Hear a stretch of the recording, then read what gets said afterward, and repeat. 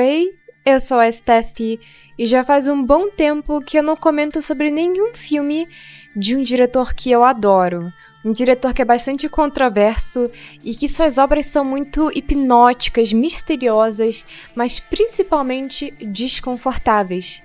Um dos meus diretores favoritos aqui do Brasil, e é claro que eu tô falando do Walter Hugo Couri, um diretor que mudou bastante a minha visão sobre o cinema nacional e que acredito que também pode trazer algo de muito novo e interessante para vocês, por mais que esses filmes sejam bem antigos. Então, nos últimos dias, eu tava revirando a minha lista, olhando alguns filmes que estavam esquecidos, abandonados, filmes que eu tinha adicionado ali em Quero Ver, mas acabei nunca vendo. Daí eu selecionei alguns e coloquei aqui na votação do canal. E eu confesso pra vocês que eu fiquei surpresa, porque eu não imaginava que as pessoas iriam votar tanto nesse filme. Ele ganhou, disparado, sabe? Isso me surpreendeu bastante. Mas eu acho que é porque eu já abordei outros filmes do Couri aqui, e isso talvez tenha despertado um pouco da curiosidade de vocês. A única coisa ruim de assistir os filmes do Couri, além do desconforto deles, é que, infelizmente, a maior parte desses filmes não foi restaurada. Ou seja, a qualidade está muito ruim. Tem alguns que até chegaram a ser remasterizados, mas, infelizmente, esse em específico não foi. Então, ele tem aquela qualidade de filme que foi gravado através de um VHS, que talvez tenha sido um pouco corrompido pelo tempo. Infelizmente, essa é uma característica de vários outros filmes nacionais também. Eles estão lá esquecidos e parece que ninguém se importa em lançar uma versão mais em HD deles, por mais que isso seja possível, tanto que alguns filmes assim já receberam esse tipo de versão. Mas enfim, gente, deixando isso de lado, o filme que eu vou comentar hoje se chama O Palácio dos Anjos e ele é de 1970. Já ouviram falar desse filme? Pois bem, agora você vai ouvir na sessão de domingo.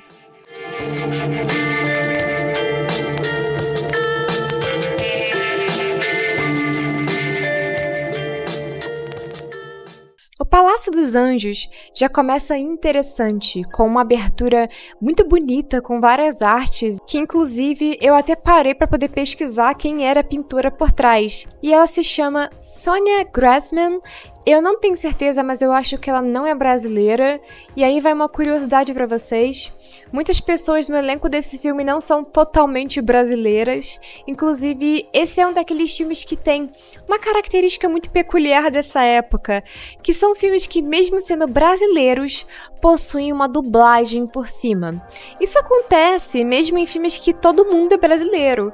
Era algo muito comum, eu não sei se talvez pela dificuldade de gravar algumas cenas, ou a atuação não tinha ficado do jeito que eles queriam, o áudio não era tão bom, eu não sei, mas é muito característico dessa época e eu confesso a vocês que eu vejo bastante charme nisso. É a minha visão, né? Mas tudo bem.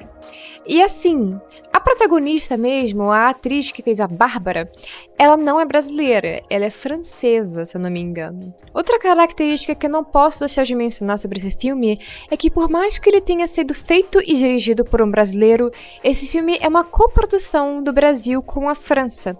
Então, tem vários elementos no filme que foram feitos por franceses, tá? E talvez também tenha um toque um pouco italiano, mas eu não tenho certeza agora. Ele tem um tom um tanto europeu, que também não é incomum em outros filmes do Couri. Ele tinha o costume de realmente chamar alguns atores ou atrizes que não eram totalmente brasileiros ou que realmente eram estrangeiros. Mas ainda assim, por mais que tenha esse tom um tanto europeu em alguns dos filmes dele, eles carregam uma essência brasileira que não tem como tirar também. Eu acredito que isso vem muito dessa questão da imigração e dessa mistura de culturas que é muito presente aqui no Brasil também. Eu acredito que o que completa, o que faz com que essa vibe se encaixe, mesmo que sejam de culturas diferentes, é que a maior parte dos filmes dele aborda muito essa coisa de migrar, de estar em ambientes diferentes e ambientes que às vezes você não pertence totalmente. Tem sempre um certo choque ali, sabe? Seja de classe ou de cultura. Os filmes deles são realmente muito interessantes, são cheios de simbolismos, e é aquele tipo de filme que algumas pessoas podem não notar algumas coisas e outras vão ter uma interpretação muito elaborada. Eu acho que um bom exemplo disso é o filme A Noite do Anjo, que eu acho que é de 75 ou 74, não me lembro exatamente agora, mas é um filme que pode parecer um simples suspense, só que ele também carrega ali muitos aspectos culturais e históricos. Eu tenho um vídeo sobre esse filme onde eu explico várias dessas coisas e eu acredito que se vocês assistirem, vocês vão se surpreender com a quantidade de simbolismo que tem. Esse filme que eu vou comentar hoje também é repleto de simbolismos, mas o meu favorito é o simbolismo do navio.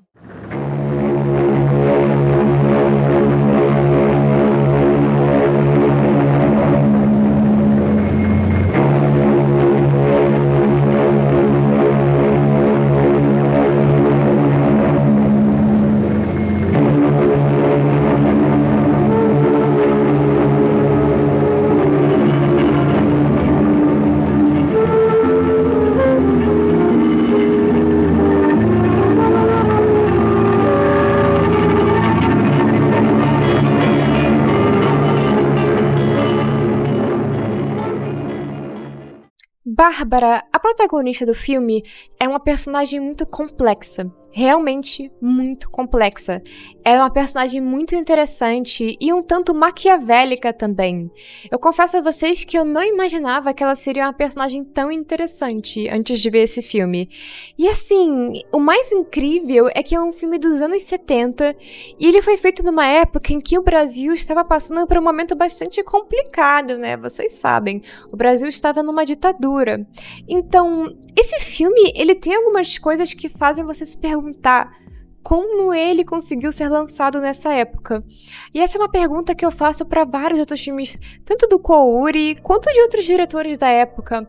Eu não sei exatamente como foi a distribuição desses filmes, tá? Pode ser que não tenha sido uma coisa tão abrangente, mas é muito interessante como vários desses filmes carregam mensagens políticas e filosóficas que parece não bater com a época, principalmente com o contexto do Brasil. Esse filme, ele tem um tom bastante materialista. Ele pode parecer que é simplesmente um filme sobre erotismo, mas ele é muito mais do que isso. E, sinceramente, ele é realmente muito mais sobre materialismo do que simplesmente sobre luxúria. Deixa eu explicar para vocês. Como eu disse anteriormente, o filme é protagonizado por Bárbara, que é uma personagem bastante complexa. Ela trabalha sendo secretária de um cara que é bastante insuportável. Mas esse cara tem uma coisa muito interessante, quase que uma caixa de Pandora ali. Uma caixa onde ele guarda todos os seus contatos mais importantes, homens ricos e as suas fichas, descrevendo absolutamente tudo sobre eles, desde o dinheiro que eles têm até mesmo algumas das suas características e gostos pessoais. Ali ela consegue descobrir até mesmo as características das amantes desses caras.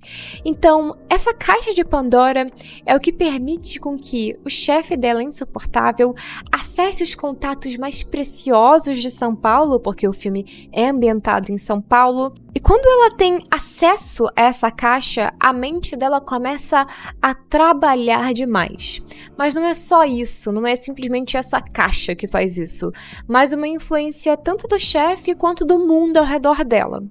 Ela sente que ela merece muito mais do que ela tem. Ela é muito inteligente. Ela tirava as melhores notas da escola. Ela é definitivamente acima da média em absolutamente tudo, tanto na sua inteligência quanto na aparência. A mulher é muito linda, ela é divina, sabe? Então, quando ela começa a notar tudo isso e notar a estupidez das pessoas ao redor dela, ela começa a pensar se não existe uma opção melhor. Algo além, algo que a tire dali, faça com que ela viaje. E daí vem o simbolismo do navio que eu comentei com vocês. Durante todo o filme, a gente vê uma cena muito peculiar, que é a Bárbara observando um navio. Às vezes esse navio está muito longe, muito distante, mas ele pode se aproximar. Então o filme brinca com isso, com o sonho que a Bárbara tem de ir além, de viajar, de talvez voltar para a Europa, porque ela é francesa, mas não só ficar presa na França, conhecer o mundo, conhecer as mais diversas praias, simplesmente não ter uma corrente em torno dela. Mas não é uma coisa tão simples, porque a Bárbara recebe um salário terrível. Ela nem sequer consegue pagar um apartamento sozinha. Ela divide com algumas amigas. Depois de sofrer um assédio do chefe e perceber que ela tá condenada a uma vida que ela considera miserável, ela sai pelas ruas, talvez pensando em desistir de tudo. Só que daí ela encontra uma mulher que a oferece uma proposta bastante indecente, mas ao mesmo tempo intrigante. Ela conta a ela sobre um novo negócio, mas um negócio que, por mais que seja repleto de luxúria, é também elegante e discreto. Isso daí me lembra um pouco um filme que eu comentei um tempo atrás aqui no canal, que é o Belle de Jour, que também mostra um pouco dessa prostituição de luxo, digamos assim, uma coisa que era sofisticada, era nova, uma coisa pós-guerra. E Belle de Jour, se eu não me engano, ele é ambientado nos anos 60, no final dos anos 60, então a gente consegue ver algumas similaridades de época. Eu acho que esse fenômeno também ocorre porque essa foi uma época em que as mulheres elas estavam num começo de ápice, digamos assim, de independência. As mulheres sempre trabalharam, mas essa foi uma época em que as mulheres começaram a trabalhar não só para ajudar na família, mas por elas mesmas. E também tem toda essa questão do capitalismo e como essas mulheres eram exploradas, principalmente por serem atraentes, por serem mulheres que pareciam mais um enfeite, um objeto na sala do que simplesmente uma trabalhadora. Em Belle de Jour, a gente vê outros tipos de simbolismo, outros tipos de exploração. Belle de Jour aborda uma coisa mais pessoal da protagonista, sabe? Uma coisa que envolve traumas, que envolve desejos ocultos. Já esse filme, ele não é tanto sobre isso. Ele não é um filme necessariamente sobre um desejo, assim, no sentido mais erótico da coisa, mas sim no sentido mais materialista da coisa. A Bárbara, no começo do filme, ela é uma personagem que sente um certo nojo, mas ao mesmo tempo interesse nesse mundo materialista. Inclusive tem uma cena interessante, essa cena antes do assédio que ela sofre do chefe, quando eles estão conversando ali e tal, e ele tá fazendo de tudo pra conseguir ficar com ela. Ela viu um quadro na parede do apartamento dele e ela pede aquele quadro em troca dele ficar com ela. Só que ele fala que não, que de jeito nenhum que ela não vale aquele quadro. E ela se pega refletindo sobre várias coisas, sobre como ele não apreciava aquilo e como era injusto como algumas pessoas ricas tinham acesso a coisas que elas sequer apreciam, que elas não veem beleza ou sequer importância. E é interessante porque a Bárbara é uma personagem bastante materialista, mas eu sinto que num sentido um pouco diferente do que as pessoas imaginam. Eu não acho que a Bárbara seja tipo uma consumista, mas ela é uma admiradora absurda de beleza e de arte, e ela não consegue parar de, sabe, ter isso ao redor dela. Talvez seja um pouco consumista, mas não num sentido vazio da coisa, mas num sentido dela se sentir completa e daquilo realmente fazer ela ser quem ela é de verdade, fazer com que saia pra fora dela uma personalidade oculta, talvez. É uma visão um pouco interessante da coisa. Mas, voltando àquela questão que eu disse a vocês da proposta e desse trabalho que envolve luxúria, mas ao mesmo tempo é discreto, a Bárbara resolve ir lá com algumas amigas para poder espiar. Porque todas elas estão ali, pobretonas, mas cheias de sonhos. Todas elas têm esse desejo também de viajar, de conhecer o mundo, de ir pra Europa e aquela coisa toda. Aquele sonho da viagem na Europa, em Paris, sabe? Esse tipo de viagem. Então, elas se veem curiosas e cansadas daquela vida e vão lá para poder dar uma olhadinha e ver como são as coisas. Quando elas chegam lá, de imediato elas já sentem uma repulsa absurda, porque o ambiente soa sujo, os homens são horríveis. Então elas ficam... não, definitivamente isso não é pra gente. Nós somos boas demais pra isso. Elas são mulheres que são pobres, mas ao mesmo tempo elas possuem uma certa classe, sabe? Talvez por morarem em São Paulo. Lembrando que São Paulo nessa época era vista de uma forma totalmente diferente. Tinha um tom de melancolia e de vazio que existe até hoje, só que hoje em dia acredito que é bem mais. Porém, é interessante ver a visão que as pessoas tinham nessa época, porque nessa época já existia uma certa crítica em torno disso. São Paulo era um sonho materialista. Então, essas personagens, elas acham aquilo horrível. Porém, elas começam a fantasiar e calcular, e elas começam a pensar que talvez trabalhar lá, não, de forma alguma. Porém, e se elas fizessem seu próprio negócio? E daí que vem o título do filme, O Palácio dos Anjos. Elas começam a transformar o apartamento delas num verdadeiro palácio.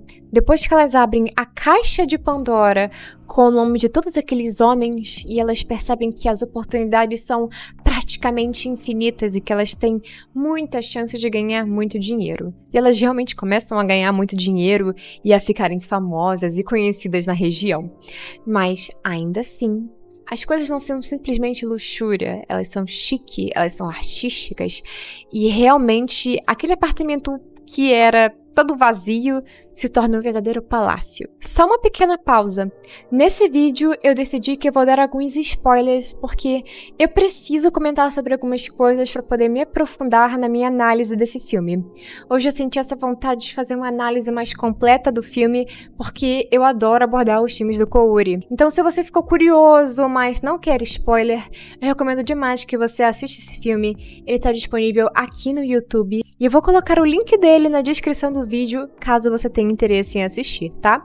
Mas, a partir de agora é spoiler, mas é óbvio que eu vou colocar uma minutagem aqui pra quem quiser pular e não ver a parte com spoilers, ok? Então, prosseguindo. Bom, lembra que eu disse a vocês que esse filme, ele é muito sobre materialismo?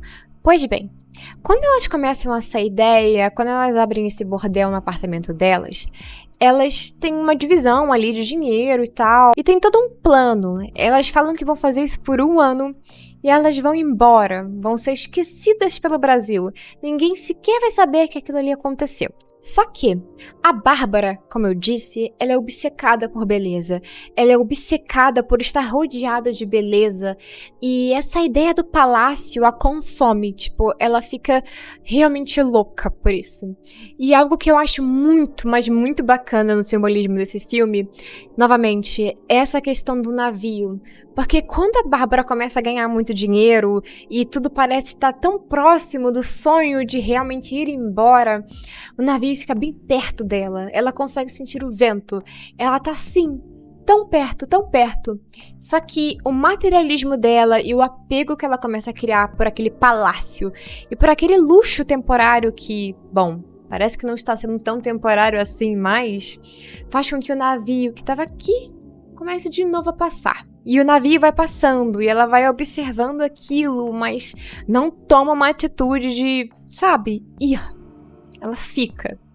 E eu achei isso simplesmente genial, porque nem precisaram de palavras ou nada muito complexo para poder descrever perfeitamente o que se passava naquela personagem. Outra coisa que eu também achei muito interessante é que ela começa desprezando totalmente o chefe dela. Ela odeia como ele só pensa em dinheiro, ela odeia a maneira que ele trata a arte, as coisas ao redor dele. Porém, ela começa a ficar um tanto parecida com ele, até mesmo um pouco na maldade. Essa personagem vai ficando um tanto maquiavélica, sabe? Isso me surpreendeu também. Ela começa a realmente ser uma exploradora, a realmente usar as amigas dela sem dó nem pena. E isso vai causando muitos problemas, até cria um nuance muito sinistro no filme. Parece que é um pesadelo, a trilha sonora fica estranha, tudo fica muito desconfortável e, sabe, é assustador. Isso daí é muito característico dos filmes do Kouri. Mesmo os filmes dele que não são necessariamente de suspense ou terror, tem essa questão desconcertante de parecer que tudo tá errado e nada é real, e eu gosto disso, é desconfortável, deixa você inquieto, e as cenas dela só encarando, assim, a câmera, parecendo bonecas vazias, sabe? Eu achei que completou muito bem esse desconforto e essa vibe esquisita que todo filme do Kouri tem. E no final do filme, todas elas têm a sua própria escolha. Uma delas realmente saiu quebrada, destruída dessa situação, mas a outra amiga dela, lembrando que eram 3, ela não fica muito distante do que a Bárbara é. Ela também fica com um tom um pouco maquiavélico. Eu acho interessante como a Bárbara e essa amiga dela, que também ficou parecida com ela, elas ficam tão parecidas no final, mesmo que de formas diferentes. A Bárbara ainda é mais materialista, mas no final elas se apegam da mesma forma, sabe? E o sonho fica pra trás. E é um filme interessante pra você pensar sobre isso, sobre o seu foco em algumas coisas e sobre as distrações também. E ao mesmo tempo, eu também sinto que ele é um filme que aborda um pouco essa obsessão pela beleza. Não só pela beleza física do seu corpo, mas do ambiente em que você está e como isso muda a sua vida. Porque a Bárbara, ela sempre foi uma personagem que teve essa coisa de eu sou mais, eu mereço mais. Porém, estar consumida pela beleza também constrói um pouco mais sobre a personagem dela.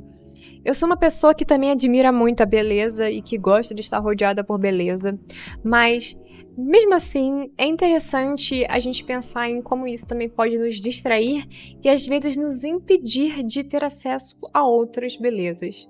Eu acho que eu fiquei muito filósofa nesse vídeo, mas tudo bem, gente. E eu acho que de spoilers é isso, eu adoraria saber também a visão que vocês tiveram sobre esse filme. E voltando agora, sem spoilers, só para poder concluir, o Palácio dos Anjos é um tesouro, uma verdadeira joia que foi esquecida no cinema nacional. Eu recomendo muito que vocês assistam, principalmente se vocês já gostam dessa vibe de filmes do Coen.